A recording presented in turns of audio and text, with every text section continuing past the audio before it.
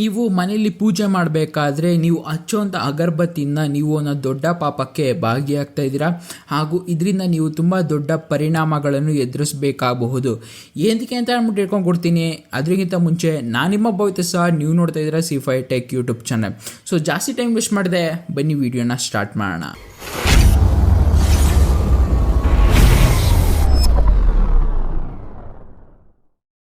ನೀವು ಮನೆಯಲ್ಲಿ ಪೂಜೆ ಮಾಡಬೇಕಾದ್ರೆ ಹಚ್ಚೋಂಥ ಒಂದು ಅಗರಬತ್ತಿಯಿಂದ ನೀವೊಂದು ದೊಡ್ಡ ಪಾಪಕ್ಕೆ ಭಾಗಿಯಾಗ್ತಾ ಇದ್ದೀರಾ ಹಾಗೂ ಇದರಿಂದ ನೀವು ತುಂಬ ಒಂದು ದೊಡ್ಡ ಪರಿಣಾಮನ ಎದುರಿಸಬೇಕಾಗಬಹುದು.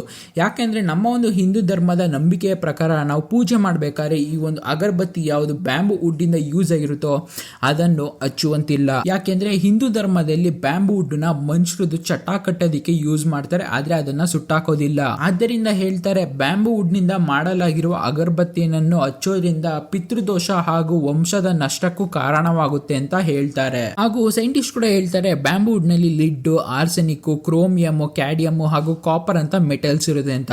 ಹಾಗೂ ಅದನ್ನು ಹಚ್ಚೋದ್ರಿಂದ ಲಿಡ್ ಆಕ್ಸೈಡ್ ಹಾಗೂ ಬೇರೆ ತರಹದ ಪಾಯ್ಸನಸ್ ಗ್ಯಾಸ್ ರಿಲೀಸ್ ಆಗುತ್ತೆ, ಯಾವುದು ನಮ್ಮ ದೇಹಕ್ಕೆ ಹಾನಿಕರವಾಗಿರುತ್ತೆ. ಆದ್ದರಿಂದ ನೀವು ಪೂಜೆ ಮಾಡಬೇಕಾದ್ರೆ ಅಗರಬತ್ತಿ ಬದಲು ಧೂಪದ ಬತ್ತಿಯನ್ನು ಯೂಸ್ ಮಾಡಿ. ಅದರಲ್ಲಿ ಯಾವುದೇ ರೀತಿಯಾದಂತಹ ಬ್ಯಾಂಬೂ ವುಡ್ ಇರೋದಿಲ್ಲ. ಸೊ ಈ ಒಂದು ವಿಡಿಯೋ ಇಷ್ಟ ಆದರೆ ಲೈಕ್ ಮಾಡಿ, ಶೇರ್ ಮಾಡಿ ಹಾಗೂ ಸಬ್ಸ್ಕ್ರೈಬ್ ಮಾಡಿ. ಹಾಗೂ ಈ ಒಂದು ವಿಡಿಯೋನ ಎಲ್ಲರಿಗೂ ಶೇರ್ ಮಾಡಿ, ಅವ್ರಿಗೂ ಈ ಒಂದು ಇನ್ಫಾರ್ಮೇಷನ್ ಬಗ್ಗೆ ಗೊತ್ತಾಗಲಿ. ಸೊ ನಾವಿನ್ನು ನೆಕ್ಸ್ಟ್ ಇಯರ್ ಸಿಗೋಣ. ನಿಮ್ಮ ಎಲ್ಲರ 2024 ಚೆನ್ನಾಗಿರಲಿ ಅಂತ ಹಾರೈಸ್ತಾ ನಾವಿನ್ನು ನೆಕ್ಸ್ಟ್ ಇಯರ್ಗೆ ಕಾಲಿಡೋಣ. ಹ್ಯಾಪಿ ನ್ಯೂ ಇಯರ್ ಎಲ್ಲರಿಗೂ. ಓಕೆ, ನಾವಿನ್ನು ನೆಕ್ಸ್ಟ್ ಇಯರ್ ಸಿಗೋಣ. ಜೈ ಹಿಂದ್, ವಂದೇ ಮಾತರಂ.